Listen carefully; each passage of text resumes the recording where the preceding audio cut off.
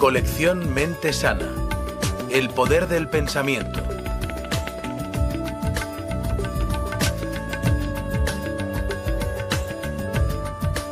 El doctor Deepak Chopra, líder de renombre mundial en el campo de la medicina cuerpo-mente. Tras enseñar en la Facultad de Medicina de la Universidad de Tufts, Boston, fue jefe del personal médico del New England Memorial Hospital. Es autor de éxito de 12 libros, entre ellos Cuerpos sin edad, Mentes sin tiempo y Curación cuántica, y el director del Instituto de Medicina Cuerpo-Mente de San Diego, California. Muchas gracias. Es un gran honor estar aquí hoy y un privilegio poder compartir estos conocimientos. También es un signo de nuestros tiempos el hecho de que estemos preparados para recibirlos. Si consideramos los últimos 10, 15 años de la revolución que hemos dado en llamar revolución de la medicina cuerpo-mente, es obvio que hemos asistido a un desarrollo secuencial de los conocimientos en esta área. Hace unos 15, 20 años nos dimos cuenta, al menos algunos profesionales de la medicina, pero muchos más que el público general, de que por medio de una serie de intervenciones era posible prevenir algunas enfermedades crónicas. Este descubrimiento marcó el inicio de la era de la medicina preventiva.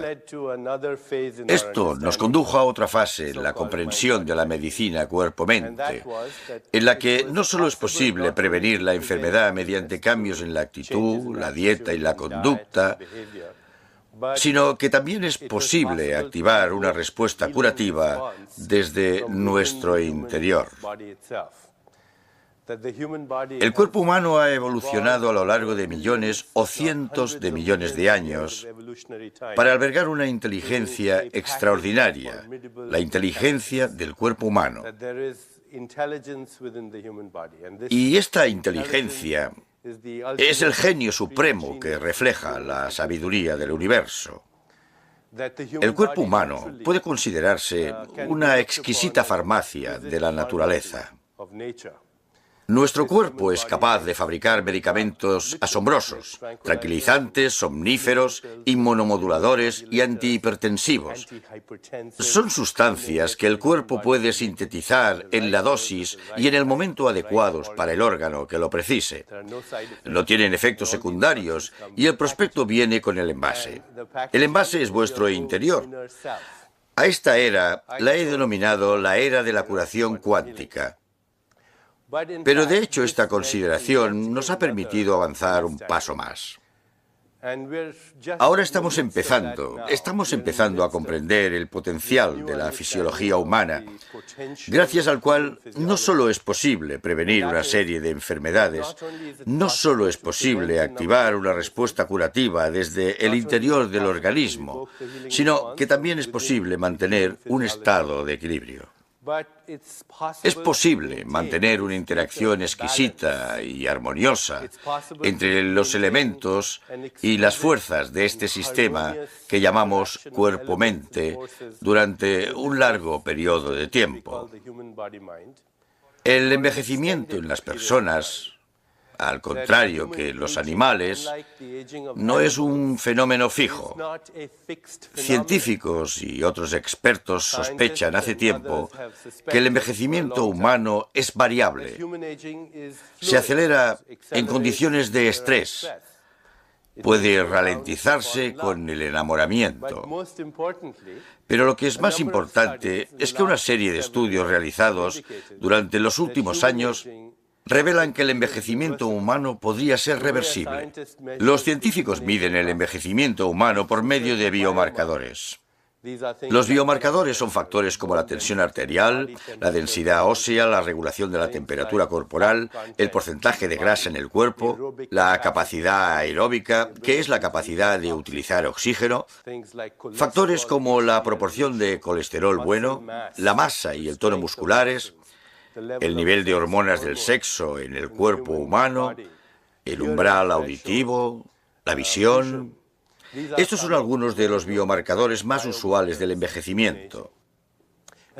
Y una serie de estudios realizados en los últimos años han revelado que es posible cambiar estos biomarcadores en la dirección opuesta, lo que llevaría a la extraordinaria conclusión de que lo que conocemos como edad cronológica no tiene por qué ser equivalente a la edad biológica. Hemos descubierto que una persona puede tener 25 años biológicamente, pero cronológicamente es mucho mayor. Cronológicamente tiene 50 o 60 años, pero se encuentra física y mentalmente en forma. Al medir sus biomarcadores, su edad biológica es muy inferior.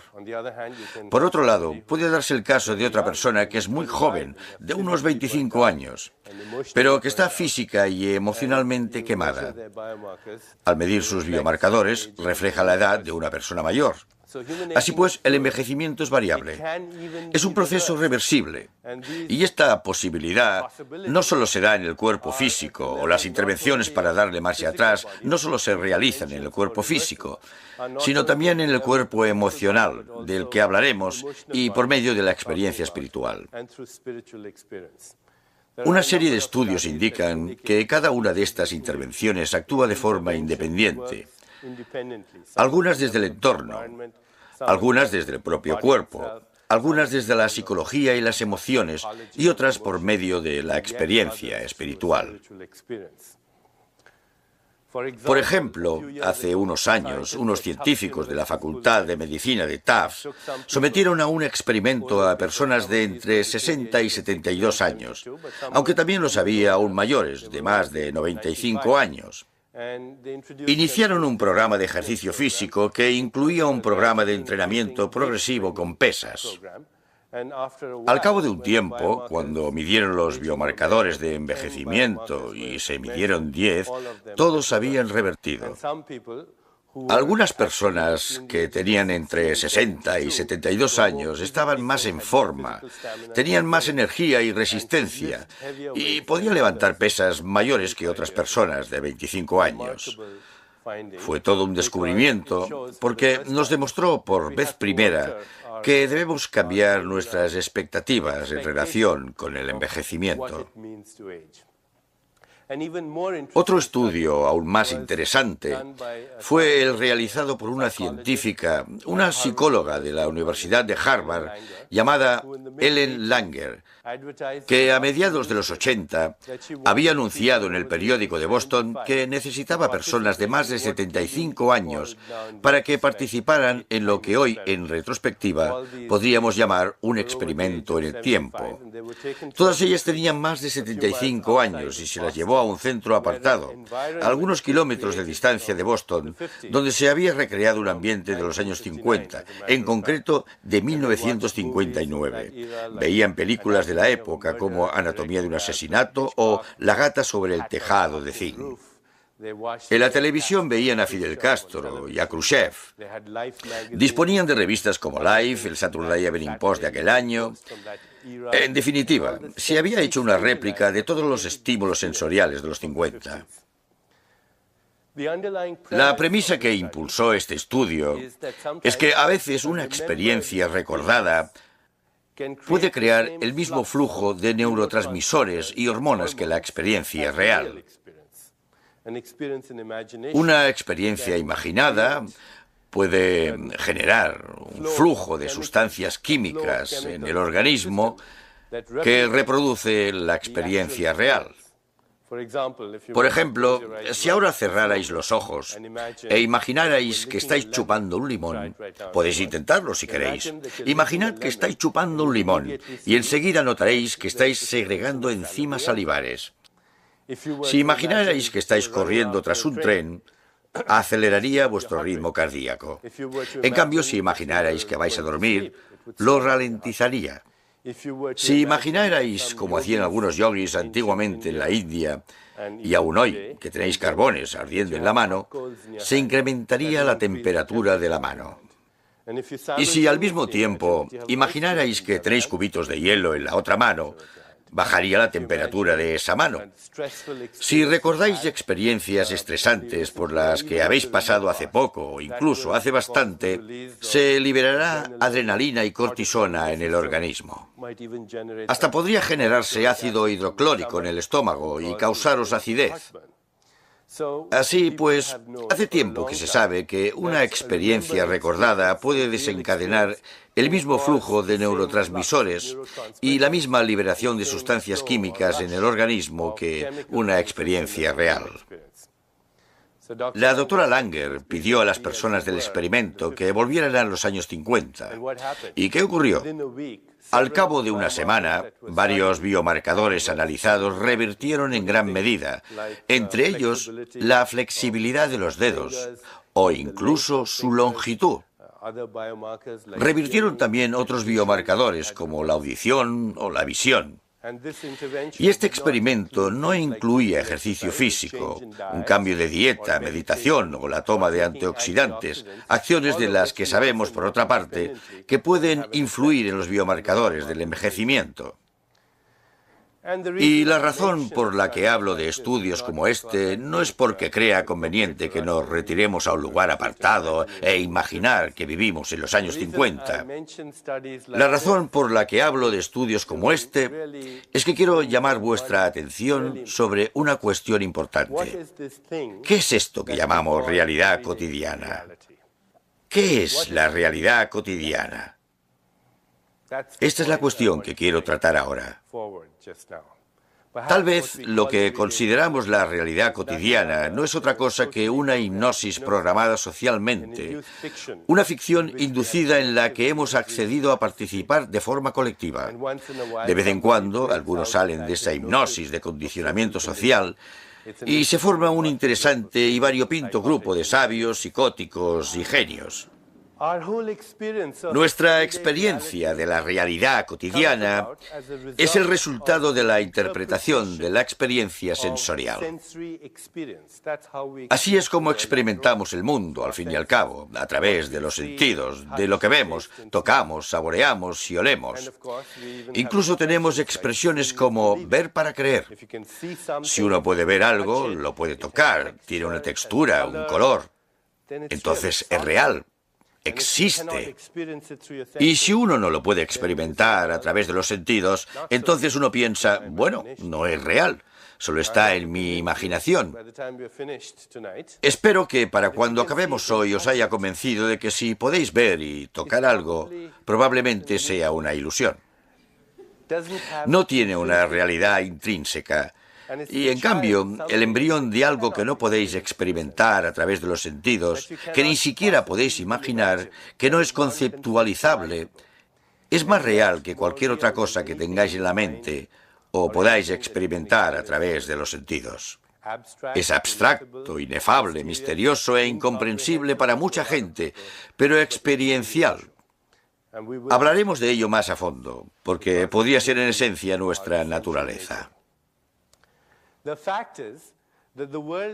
La cuestión es que el mundo, aunque sea enorme y sólido, no tiene una existencia independiente de un observador.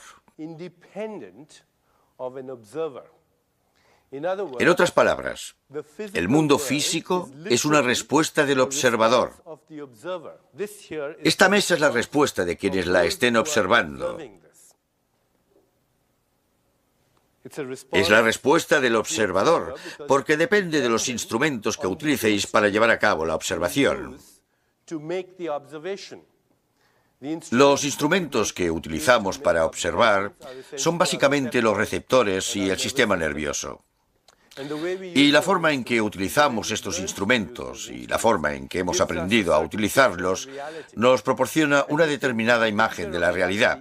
Y creemos que esa imagen de la realidad es la realidad, pero lo que quiero demostraros hoy es que hay una diferencia entre la realidad y nuestra percepción de la realidad. Un experimento conocido entre los científicos que estudian el campo de la cognición es el de los gatitos criados en una habitación que solo tenía rayas horizontales. Estos gatitos fueron expuestos a un determinado estímulo visual el de las rayas horizontales. Otro grupo de gatitos fue criado en una habitación de rayas verticales. Una vez adultos, un grupo de gatos solo veía un mundo horizontal. El otro grupo solo veía un mundo vertical que no tenía nada que ver con la concepción de las cosas de estos gatos. Parece ser que no tenían las conexiones interneuronales, es decir, las conexiones entre neuronas para ver ya fuera un mundo horizontal o vertical. ¿Qué había pasado? Los gatos expuestos solo a estímulos horizontales hacían una interpretación. Su sistema nervioso hacía una interpretación. Quizá no fuera en inglés, quizá no fuera con acento indio, pero aún así se daba un proceso en la conciencia de estos gatos. Todo parece horizontal, así que todo debe de ser horizontal. De hecho, su sistema nervioso se había desarrollado de tal modo que acabó reforzando esa interpretación, por lo que al final lo que veían era su interpretación. Puedo aseguraros que la mayor parte de lo que vemos es una interpretación, y no hablo metafóricamente. Es una función de nuestros receptores y el modo en que hemos aprendido a utilizar esos receptores. Esto es válido para todos los seres vivos, no solo para los seres humanos. Una abeja, cuando ve una flor, como no percibe el mismo espectro de longitudes de onda de la luz que nosotros, pero ve la radiación ultravioleta, percibe esta radiación. Una abeja, cuando ve una flor, no ve la flor como nosotros, aunque perciba la miel a distancia. Una serpiente percibe su entorno mediante sensores infrarrojos. Un murciélago, gracias al eco de los ultrasonidos. Las ballenas y los delfines se desplazan gracias a la ecolocación y a la percepción de los campos magnéticos de la Tierra, igual que las palomas mensajeras y otras especies de aves. Los globos oculares de los camaleones pivotan sobre dos ejes distintos. No os podéis imaginar qué aspecto tendría esta habitación para un camaleón. Así que, ¿cuál es la verdadera imagen del mundo? ¿Cuál es su verdadera textura? ¿Cómo es en realidad? La respuesta es: depende de quién lo observe. ¿Qué clase de instrumentos utiliza? Depende de los instrumentos utilizados, el momento en que lleve a cabo la observación y la clase de preguntas que se haga cuando realice la observación. En esencia, es una respuesta del observador. La imagen del mundo no es su aspecto, es nuestro modo de verlo. Y nosotros hemos aprendido a verlo de determinada manera. Hasta ahora lo hemos mirado por medio de lo que yo llamo la superstición del materialismo. Según la superstición del materialismo, este es un mundo físico, y nosotros somos entidades físicas en el mundo físico. Esta es la superstición del materialismo. Sostiene que debemos confiar en los sentidos, cuando hasta el sentido común nos indica que los sentidos son la prueba menos fiable de la realidad. Al fin y al cabo, los sentidos nos dicen que la Tierra es plana, cosa que nadie cree ya. Los sentidos nos dicen el suelo que pisamos está quieto, si bien sabemos que está girando a una velocidad vertiginosa y que se desplaza por el universo a miles de kilómetros por hora. Los sentidos nos dicen que las cosas tienen una textura, un color, una forma, una apariencia, un color, un sabor, un olor, y tendemos a pensar que esta es la naturaleza intrínseca de las cosas. No lo es, es la naturaleza intrínseca del observador que realiza la observación. Por tanto, si queremos avanzar en la comprensión del cuerpo y la mente y el potencial humano, debemos deshacernos de nuestra vieja concepción de la realidad, basada en la superstición del materialismo. Debemos dejar de pensar en el cuerpo humano como una estructura anatómica rígida. Cuando fui a la Facultad de Medicina, al menos cuando fui a la Facultad de Medicina, quería conocer el significado de la vida. Esa era mi motivación para ir a la Facultad de Medicina. Y a lo primero que me enfrenté fue a un cadáver. Se suponía que debía comprender el significado de la vida por medio del examen de un cuerpo sin vida, y ese modelo es el que sigue prevaleciendo. Concebimos el cuerpo humano como una estructura anatómica rígida y concebimos la conciencia como el epifenómeno de este cuerpo material. que albergar pensamientos, sentimientos, emociones, deseos, instintos e impulsos, o enamorarse, creer en Dios, el cielo, el infierno, la salvación o la condena, es solo un baile de moléculas.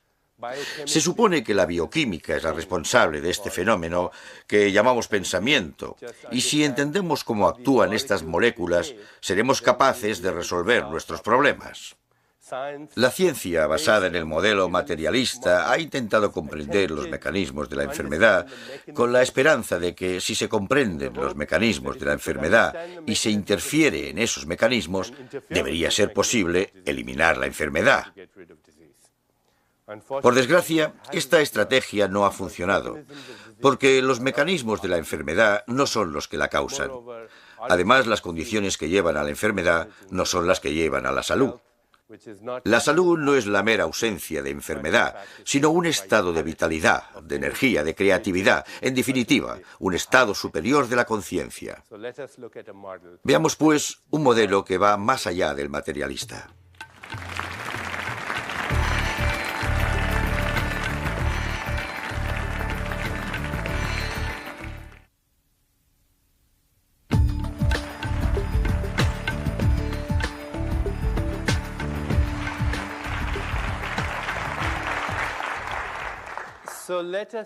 Intentemos considerar el cuerpo humano que se halla más allá de este modelo materialista. Centrarse en los mecanismos de la enfermedad e interferir en ellos puede influir en el desarrollo de la enfermedad. No hay duda al respecto. A pesar de que la medicina moderna esté basada en este eficaz modelo, se basa en la idea de que si sabemos cómo se multiplican las bacterias e interferimos en ese proceso con el antibiótico adecuado, no deberíamos volver a tener infecciones.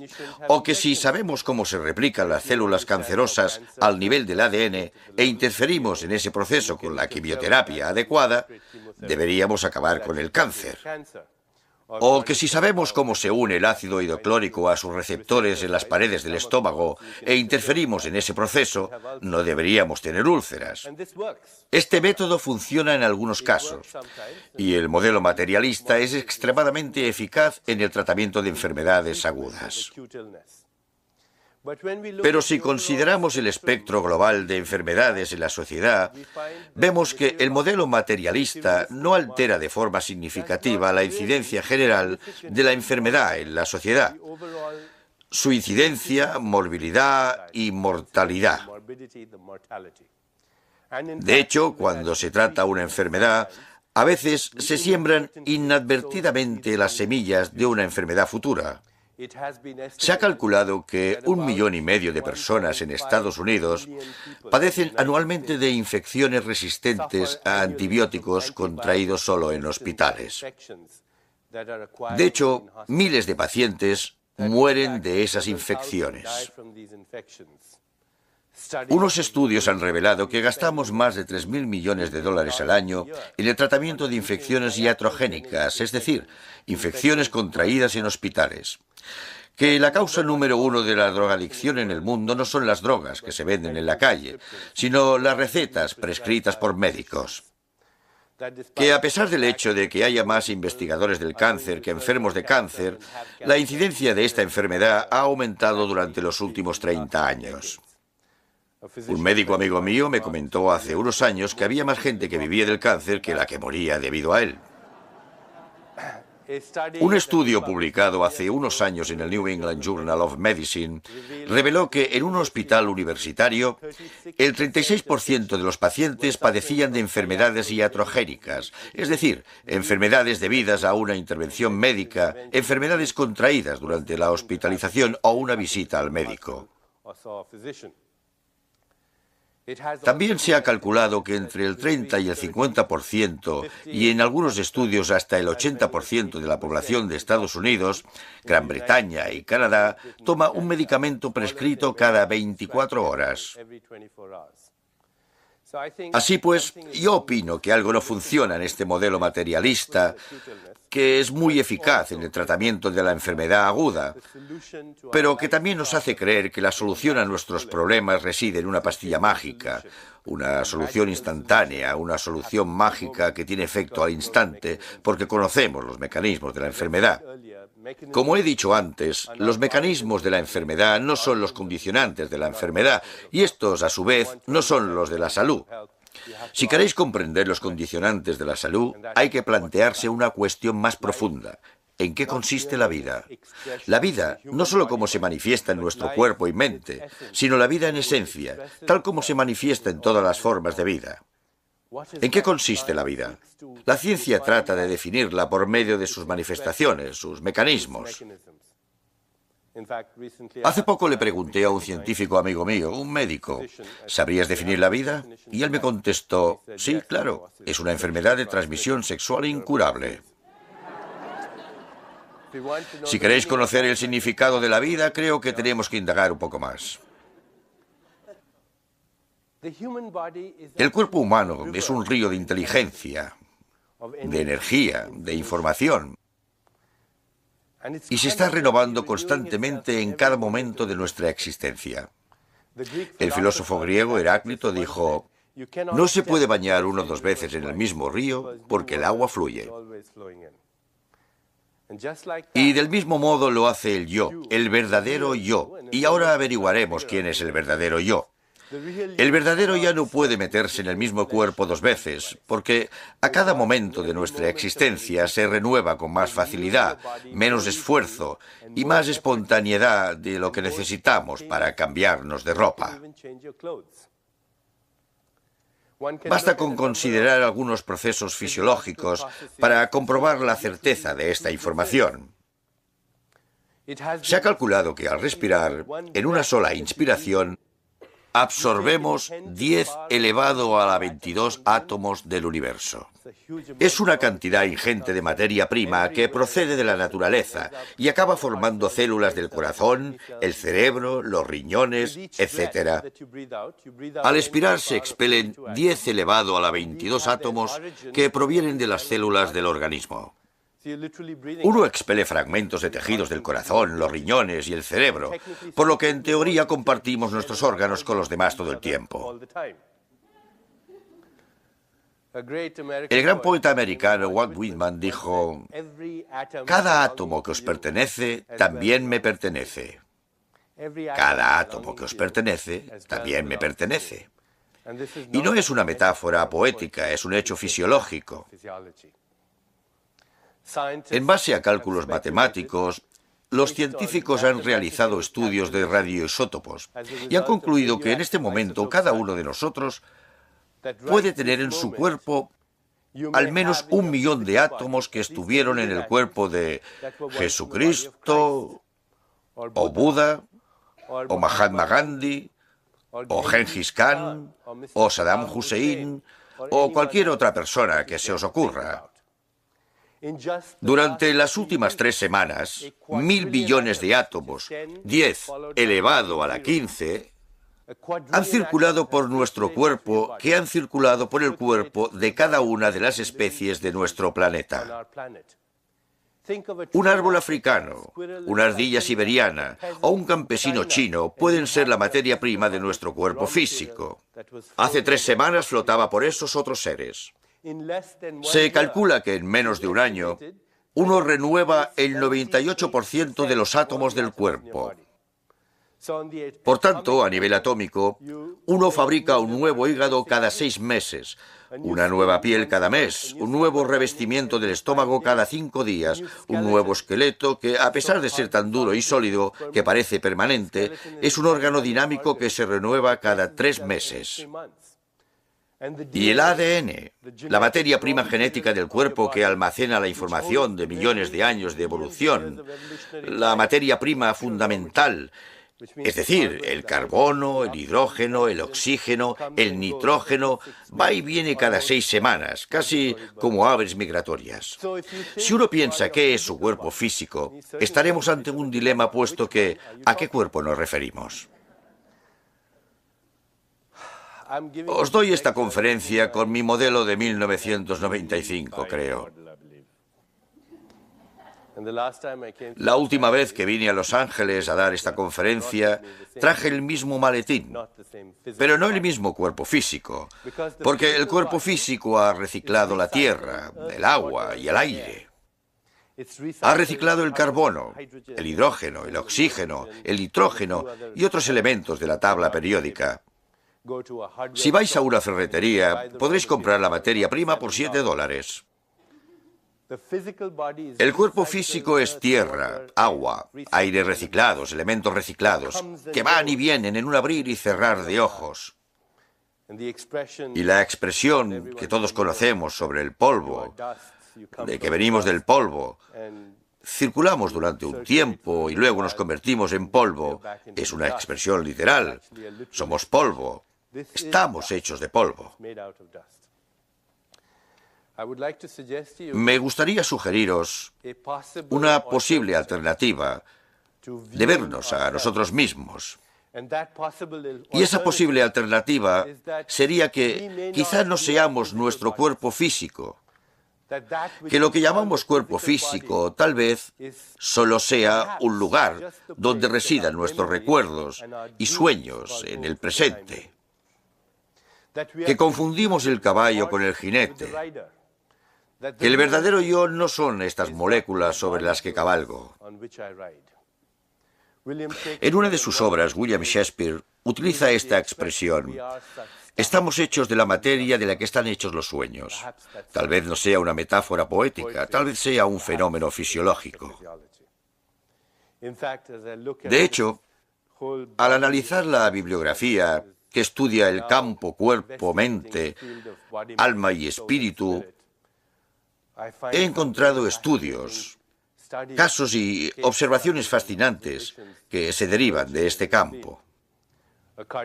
Un cardiólogo amigo mío llamado Dr. Bruno Cortés, de la ciudad de Chicago, informó hace poco del caso de una mujer joven de unos 30 años que acababa de someterse a un trasplante de corazón. Poco después de la operación, al recuperarse de la anestesia general, sintió fuertes antojos de nuggets de pollo y cerveza. Al mismo tiempo, tenía sueños en los que veía a una persona, y esta persona conversaba con ella y le decía que se llamaba Tibi, lo que fuera, que la quería, que le tenía el corazón robado. Una vez le dieron el alta, fue a la biblioteca, buscó las necrológicas y encontró a un Timmy de 19 años que al salir de un restaurante de comida rápida, donde había tomado mucha cerveza y nuggets de pollo, tuvo un accidente mortal con la moto. Ella llevaba su corazón, él era el donante. Desde entonces, el doctor Cortés y otros cardiólogos estudian la memoria celular en pacientes sometidos a trasplantes. Cuando me enteré de este caso, le dije a mi amigo que, de haber sido 10 años atrás, probablemente les habría dado al cardiólogo y a la paciente 100 miligramos de toracine y habría llamado a un psiquiatra. Pero vivimos en una época muy interesante. No podemos permitirnos proceder ya de ese modo. En la actualidad, en 1995, nos encontramos en lo que solo podemos denominar el clímax del derrocamiento de la superstición del materialismo. De hecho, nuestra tecnología se basa en este derrocamiento de la superstición del materialismo. Hoy en día, si podemos utilizar un fax, escuchar un programa de radio o ver la televisión, es porque la tecnología se basa en una premisa básica descubierta por los científicos. Esta premisa básica es que la naturaleza esencial del mundo material es que no es material. La materia esencial del universo es la no materia. Estas tecnologías no habrían sido posibles si los científicos no hubieran perforado la máscara de la materia. Estas tecnologías no habrían sido posibles si los científicos no hubieran perforado la máscara de la materia para penetrar en el mundo de la energía y la información. La materia esencial del universo es la no materia. Lo que es interesante es que no se trata simplemente de no materia. Podría ser no materia inteligente. Si acudiéramos a un buen físico uno especializado en cuántica, podríamos preguntarle acerca de la verdadera naturaleza de los seres físicos. Él contestará que no son físicos, que el cuerpo humano está formado por átomos. Los átomos, a su vez, por partículas subatómicas que se mueven a grandes velocidades por espacios enormes. Y estas partículas subatómicas, aunque las llamemos partículas, no son entes reales. Son fluctuaciones de energía e información en un enorme vacío. Visto a través de los ojos de un físico, el cuerpo humano, en proporción, está tan vacío como el espacio intergaláctico. Si pudiéramos verlo tal como es realmente, veríamos un enorme espacio vacío con algunos puntos dispersos y descargas eléctricas aleatorias. Porque, en realidad, el 99,99% del cuerpo humano es, en su mayor parte, espacio vacío. Y el 0,01% que percibiríamos como material también es espacio vacío. En otras palabras, el universo está hecho de la nada. Si vamos más allá de la fachada de las moléculas, entramos en una nube subatómica. Si vamos más allá de la nube, acabaremos en un montón de nada. Entonces la pregunta es, ¿qué es esta nada de la que procedemos? ¿Qué es esta nada de la que procedemos todos? El gran poeta sufí Rumi, que vivió en el Líbano, en el Oriente Medio, hace 1000 años, dijo: girando salimos de la nada, estrellas en expansión como el polvo. Dijo: observad esos mundos que surgen girando de la nada. Este es vuestro poder. Ahí fuera, donde están las ideas del bien y el mal, hay un campo. Ahí me reuniré con vosotros. ¿En qué consiste esta nada? ¿Es solo un vacío o podría ser el viento de la creación? ¿Es posible, aunque sea de forma remota, que la naturaleza actúe exactamente del mismo modo para crear una galaxia de estrellas, o un grupo de nebulosas, o una selva tropical, o un cuerpo humano que para crear un pensamiento? ¿Os habéis preguntado qué es un pensamiento? ¿Os habéis preguntado de dónde procede? ¿Qué es un pensamiento? Me gustaría sugeriros que un pensamiento es un fenómeno cuántico. Para aquellos que no estén familiarizados con la terminología de este campo, los físicos definen un quantum como la unidad indivisible más pequeña en que se emiten o absorben las ondas de información y energía. Un quantum de luz, por ejemplo, se le conoce como fotón. Un quantum de electricidad se le conoce como electrón. Un quantum de gravedad se le llama gravitón. Es la partícula subatómica básica que mantiene unido el universo. Pero no son más que etiquetas para definir unidades de energía e información. Un pensamiento es efímero, impredecible, es invisible, por tanto es un quantum. Efímero, imprevisible, invisible. Un pensamiento también es una unidad de información y energía. Cada pensamiento que tengáis es una unidad de información y energía. Si pensáis, quiero mover los dedos de los pies, ese pensamiento tiene dos componentes. Energía, si no, los dedos no se moverían. E información, una serie de instrucciones precisas, distintas a parpadear los ojos. Los fenómenos cuánticos dan lugar a la manifestación del universo. Pero también dan lugar a la manifestación del cuerpo. Los pensamientos que son fenómenos cuánticos se transforman en fenómenos de espacio-tiempo, que llamamos materia. Y esta no es una mera hipótesis de la filosofía oriental. Tiene fundamento científico. Hace 15, 20 años que sabemos que los pensamientos tienen sustratos bioquímicos, que las emociones, los sentimientos, los deseos, los instintos, los impulsos y los recuerdos pueden transformarse en fenómenos bioquímicos. A estos mensajeros bioquímicos de nuestro interior se les identificó como neuropéptidos porque fueron hallados en el cerebro y son proteínas. Y así es como las células cerebrales se comunican entre sí por medio del lenguaje de los neuropéptidos. No obstante, después se descubrió que hay receptores para estos neuropéptidos, no solo en las células cerebrales, sino en todas las células del organismo.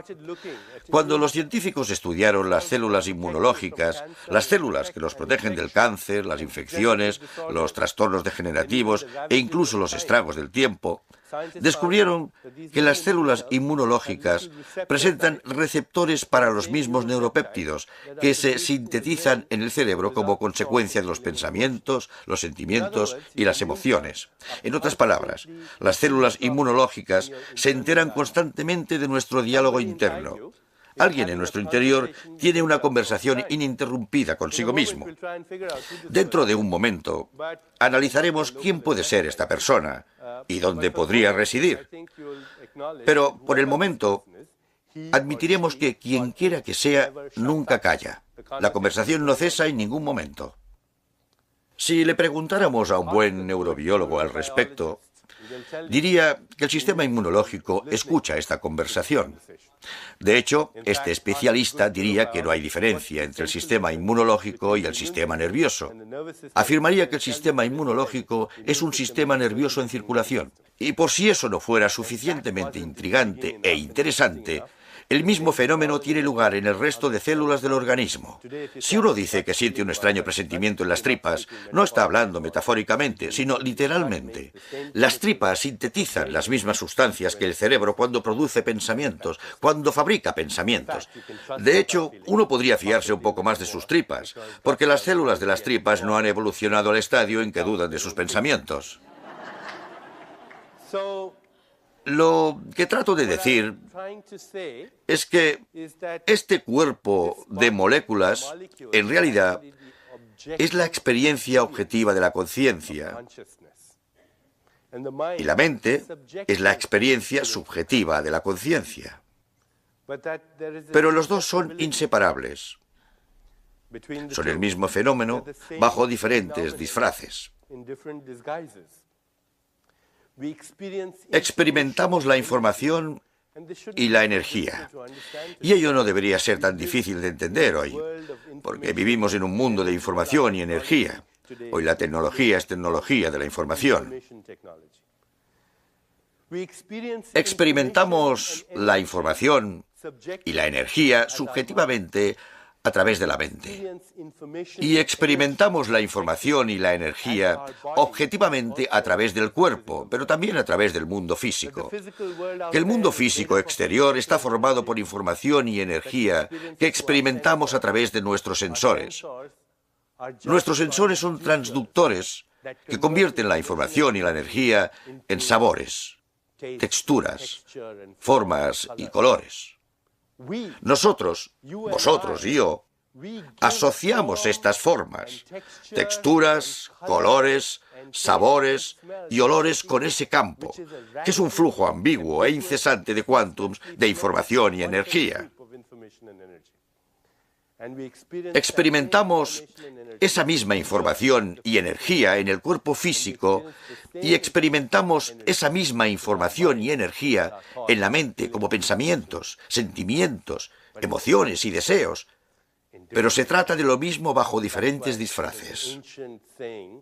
Por eso existe un antiguo dicho en la literatura védica que dice: yo soy aquello, tú eres aquello y todo es aquello, y aquello es lo único que existe. Y si lo comprendéis, buenas noches y gracias.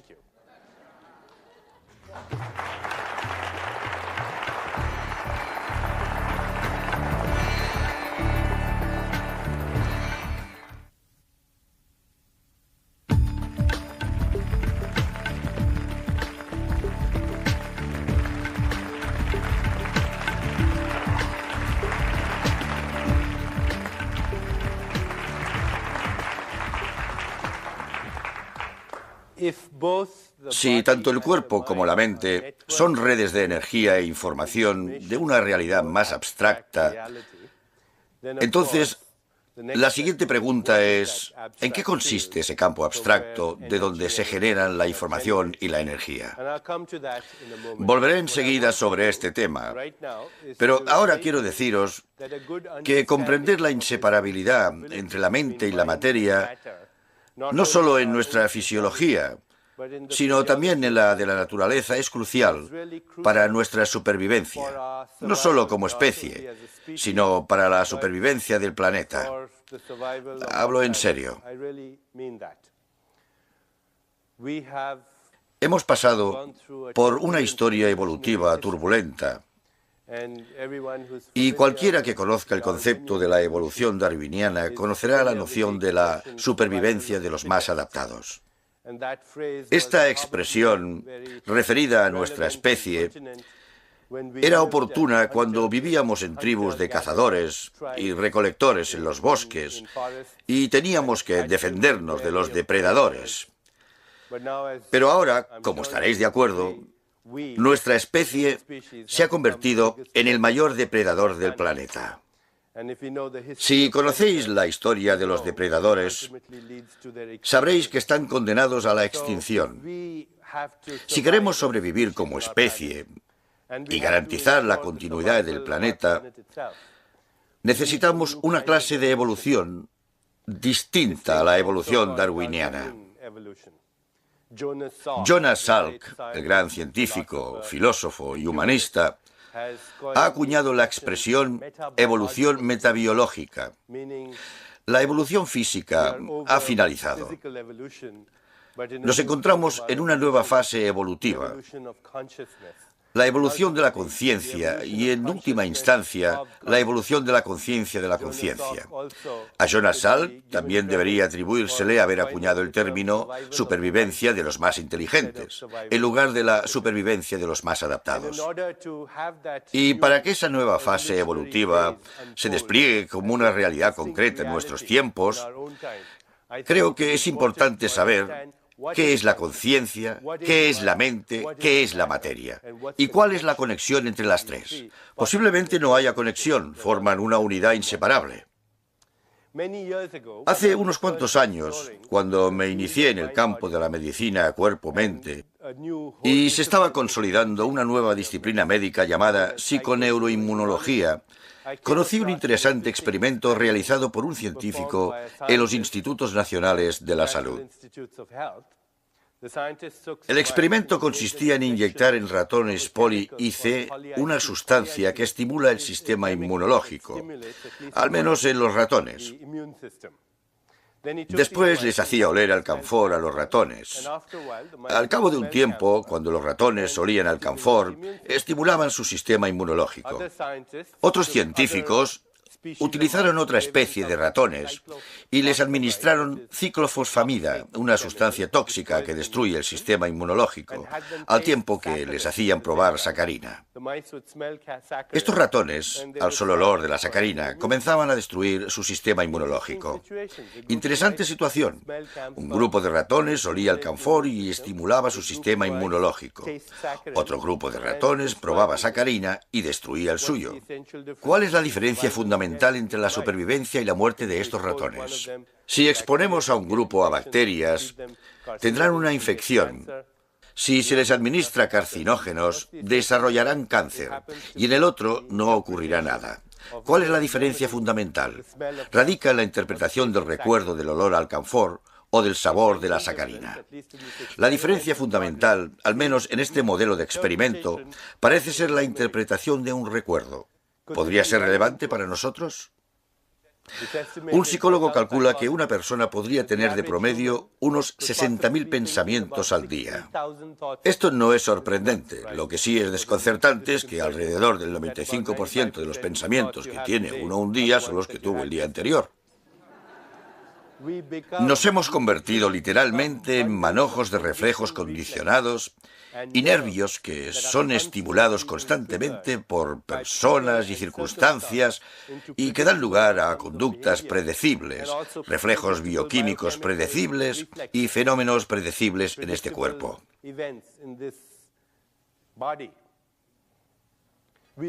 Nos hemos convertido en víctimas de nuestros propios recuerdos. que evocamos una y otra vez. La ironía, por supuesto, es que mi suplicio de hoy es el remanente de ayer. Creo que es crucial comprender aquí cómo sería posible cambiar los fenómenos bioquímicos, fisiológicos y experimentales. Si estas transformaciones en el organismo vienen condicionadas por la energía y la información, y si la energía y la información vienen condicionadas por la interpretación, los pensamientos, los sentimientos y las emociones, entonces, quizá observando este proceso, seremos capaces de influir en las expresiones de estos estados de energía e información, las expresiones bioquímicas, las expresiones de conducta, etc. Podríais preguntaros si realmente sustituimos el 98% de los átomos del cuerpo y fabricamos un nuevo cuerpo una vez al año. Entonces, ¿por qué continuamos teniendo artritis? ¿Por qué sigo teniendo arterias bloqueadas? Y la respuesta podría ser que, debido al condicionamiento, generamos los mismos impulsos de información y energía, que no son exactamente los mismos pensamientos, sentimientos, emociones e ideas, pero sí mantenemos las mismas conductas, los mismos hábitos en la dieta, la misma experiencia sensorial del mundo. En consecuencia, engendramos los mismos estados de información y energía que desencadenan los mismos procesos bioquímicos y fisiológicos, las mismas conductas y, en última instancia, los mismos efectos patológicos. Existe una expresión magnífica en la ciencia védica, la ciencia de la Ayurveda, la ciencia de la vida que nos viene de una tradición muy antigua. La expresión es: utilizo los recuerdos, pero no permito que los recuerdos me utilicen. Esta es una expresión muy interesante, porque aquí podríamos tener la clave de lo que quizá constituya la respuesta curativa. Utilizo los recuerdos, pero no permito que los recuerdos me utilicen. Claro que hay que recurrir a los recuerdos, de lo contrario, no encontraríamos el camino de vuelta a casa esta noche. Pero cuando uno permite que los recuerdos lo utilicen, se convierte en víctima, en vez de creador. Dejar que los recuerdos lo utilicen a uno es estar en un estado de reacción constante. Y utilizar recuerdos para crear respuestas que son creativas en el campo de posibilidades es convertirse en un creador. Es la diferencia esencial entre lo que en tradiciones espirituales se ha llamado esclavitud y libertad. La esclavitud sería hacia nuestros recuerdos y la libertad desde nuestros recuerdos. Profundizaré en el tema dentro de un rato. De momento quería establecer las bases de esta inseparabilidad de la mente y la materia y cómo influye en la salud. Otro experimento fascinante, publicado en el Journal Science en 1980, consistía en el estudio por parte de científicos de la Universidad Estatal de Ohio del metabolismo del colesterol en los conejos. Administraron a los conejos dietas muy altas en colesterol. Al cabo de un tiempo, comprobaron la elevación del colesterol y la arteriogénesis, que es el endurecimiento de las arterias, y para su asombro, descubrieron que un grupo de conejos no desarrollaba el mismo nivel de arteriosclerosis o hiperlipidemia, aunque tuvieran la misma dieta. De hecho, se registraba un 60% menos en la incidencia de hiperlipidemia y sus complicaciones. No sabían por qué se daba esa diferencia, hasta que alguien averiguó que el encargado de dar de comer a los conejos, en lugar de arrojarles la comida, les sacaba de las jaulas, les acariciaba y les abrazaba. Les susurraba cosas cariñosas al oído. Como consecuencia de esta experiencia de amor, y si no os gusta la palabra, podéis llamarlo flujo de información y energía. Como consecuencia de esta nueva experiencia, los conejos transferían el colesterol por una vía metabólica completamente diferente. Esto marcaba la diferencia entre la vida y la muerte en relación a la causa mortal número 1 de nuestra civilización, como sabréis, la enfermedad cardiovascular. Así, pues, aunque es importante lo que comemos, parece que nuestro estado de conciencia cuando comemos influye en las vías metabólicas de los alimentos, una cuestión que la ciencia aún no ha reconocido. Desde un punto de vista puramente científico, la conciencia no desempeña ningún papel en la nutrición y, sin embargo, la conciencia podría ser uno de los determinantes cruciales del propio metabolismo de los alimentos. Leí otro estudio fascinante hace unos años en el Journal Pediatrics. Científicos e investigadores de la Facultad de Medicina de la Universidad de Miami estudiaban la capacidad de desarrollo en bebés prematuros, nacidos entre 8 y 10 semanas antes de lo previsto. Repartieron los bebés en dos grupos. En un grupo, las cunas tenían orificios a través de los cuales un investigador podía meter la mano y acariciar al bebé unas 3 veces durante aproximadamente 15 minutos. Claro que no lo llamaban caricias, sino estimulación táctil y kinestésica, el término médico orwelliano para caricias. Dios nos libre de llamarlo amor. Los bebés que recibieron la estimulación táctil y kinestésica ganaron de promedio hasta un 49% más de peso al día con la misma alimentación, lo que llevó a los investigadores a concluir que la estimulación táctil y kinestésica es una estrategia rentable, porque se ahorran $3.000 por paciente. Ganaban peso mucho más rápido. Ahora sabemos que si tocamos a alguien con cariño, se da una liberación inmediata de factores y hormonas del crecimiento, especialmente en bebés y niños, aunque también en los adultos, y la hormona del crecimiento es una hormona antienvejecimiento. Es una hormona que tiene efectos biológicos, que revierten el proceso de envejecimiento, incluso en los adultos. Es una hormona anabólica. Cuando una perra lame a sus cachorros, eso es lo que ocurre. Se producen explosiones de hormonas de crecimiento. De hecho, existe una enfermedad que los científicos reconocen. Los endocrinólogos la llaman enanismo psicosocial. Y en esta enfermedad los niños son literalmente enanos. Al medir la hormona del crecimiento en la sangre, su concentración es muy baja. Y si se les administra hormona del crecimiento, siguen sin crecer. Los receptores no se unen a esta hormona, porque estos niños no son enanos físicamente, son enanos emocionales. Si se les saca de su entorno y pasan a tener una madre cariñosa o la figura de una madre y se les acaricia, los niveles de la hormona del crecimiento subirán y los receptores se unirán a ella. Lo que vemos aquí es la transformación de la conciencia en algo material, en este caso, la hormona del crecimiento, el producto de un determinado código de inteligencia en la conciencia. Muchos estudios demuestran que no solo entran en juego los factores del crecimiento, sino también muchas otras sustancias. Será un torrente de sustancias curativas en el organismo, como consecuencia de la experiencia sensorial del mundo, pero esa experiencia sensorial no debe ser amenazadora, debe ser cariñosa. El amor se transforma en estas sustancias curativas. Seguro que habréis oído la canción Tócame, siénteme, óyeme, cúrame. En realidad es un hecho fisiológico. Hace unos años leí un estudio extraordinario sobre los factores de riesgo de muerte súbita por complicaciones cardiovasculares, siendo estas la causa mortal número 1 de nuestra civilización. Me pregunté, ¿por qué estudian los factores de riesgo de la muerte cardiovascular? Ya sabemos cuáles son: el tabaco, la hipertensión y el colesterol alto.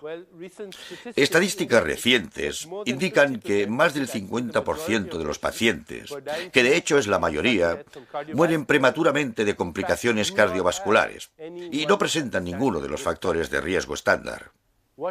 ¿Qué descubrieron? Que el desencadenante número 1 de los accidentes coronarios mortales es la insatisfacción laboral entre los que odian su trabajo. Existe un concepto muy interesante en la medicina ayurvédica. De hecho, es una ley espiritual denominada la ley del Dharma. La palabra Dharma en sánscrito significa propósito en la vida. Según la ley del Dharma, estamos aquí por una razón, que consta al menos de 3 componentes. Número 1. Descubrir la verdadera naturaleza de la realidad, perforar la máscara de la materia y afrontar la realidad no solo por el artificio de la experiencia sensorial, sino por lo que es, porque entre nosotros y la realidad existe una pantalla de percepción. Existe una expresión hermosa en uno de los poemas de William Blake. Veré si lo recuerdo. Dice: nos vemos llevados a creer una mentira, cuando vemos con y no a través del ojo que nació una noche para perecer en una noche cuando el alma dormía en rayos de luz. El primer componente de esta ley del Dharma es afrontar la realidad, no por el artificio de la percepción, sino afrontarla tal como es y reconocer que es nuestra naturaleza espiritual. Volveré sobre ello más tarde. El segundo componente de la misma ley del Dharma es servir al prójimo, plantearse la pregunta: ¿cómo puedo ayudar? Y el tercero es expresar nuestro talento único, porque la ley del Dharma dice que todos tenemos un talento único y una forma única de expresarlo que nadie más tiene. Hay una cosa que uno puede hacer mejor que nadie en este planeta, y cuando la hace, pierde la noción del tiempo, pierde la conciencia del tiempo. Por tanto, afirmaría que el primer factor de muerte prematura es la falta de propósito en la vida. El desencadenante número 2 es la valoración de la felicidad propia. Si uno piensa que es feliz o no. A partir de este estudio y otros estudios similares, también en Europa, se han obtenido unas estadísticas sorprendentes. Más personas mueren en nuestra civilización en un día en particular de la semana. Y estoy seguro de que adivinaréis en qué día. Sí, y adivinad a qué hora. A las 9 de la mañana de los lunes mueren más personas en nuestra civilización que en cualquier otro momento. Es un logro extraordinario y asombroso, únicamente atribuible a la especie humana. Porque imagino que ningún otro animal conoce la diferencia entre un lunes y un martes. ¿Qué diferencia hay? Es solo una idea. Es solo una idea. Y las ideas no se ven. No se pueden meter en un tubo de ensayo. No se pueden observar al microscopio. Pero las ideas han sido las precursoras de la enfermedad, la muerte, la devastación y la guerra. También podrían ser las mensajeras de la curación. Hasta la experiencia del espacio y el tiempo la generamos de forma parecida. Si le preguntáramos a un físico: ¿ha hecho alguien un experimento dado con una fórmula matemática que demuestre la existencia del flujo del tiempo lineal? Si se lo preguntáramos a un físico, nos dirá que no se ha hecho ningún experimento, ni se ha dado con ninguna fórmula. Que el flujo del tiempo lineal es un fenómeno creado por el sistema nervioso. En un universo en el que el pasado, el presente y el futuro coexisten en un campo de todas las posibilidades, que la experiencia del tiempo lineal es la forma de la naturaleza de evitar que experimentemos todo a la vez, que es en realidad lo que sucede. Y por supuesto, por nuestra propia experiencia, sabemos que tenemos una experiencia personal del tiempo. Si lo pasamos bien, el tiempo pasa rápido. Hace unos años cogí un vuelo de Boston a Londres, donde me encontré a un viejo amigo. Lo pasamos tan bien que el tiempo pasó volando. El vuelo duraba 6 horas, pero a nosotros nos pareció que pasó, como dice la expresión, en un plis-plas. No comimos, no dormimos. Cuando llegamos, ni siquiera experimentamos el lag. Todos estos ciclos biológicos, ciclos fijos de descanso y vigilia, todos estos ritmos que orquestan la digestión y el metabolismo se reestructuraron. Como consecuencia de la experiencia, lo pasamos bien. Todos conoceréis a personas de vuestro entorno que parecen la viva imagen de la expresión «se me acaba el tiempo». Ven el mismo reloj que todos, pero para ellos va mucho más rápido. Si las examináramos, veríamos que tienen un reloj biológico acelerado, ritmos cardíacos más rápidos y plaquetas con altos niveles de adrenalina, plaquetas que se acurrucan de miedo, así como altos niveles de otras hormonas del estrés. Cuando de repente mueren de un infarto prematuro, entonces claro que se les ha acabado el tiempo. Y luego conocemos a personas cuyo diálogo interno parece que sea: tengo todo el tiempo del mundo.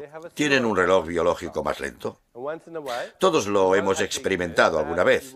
Quizá estábamos enamorados, quizá hacíamos el amor, o quizá contemplábamos la eternidad entre las nubes mirando las estrellas.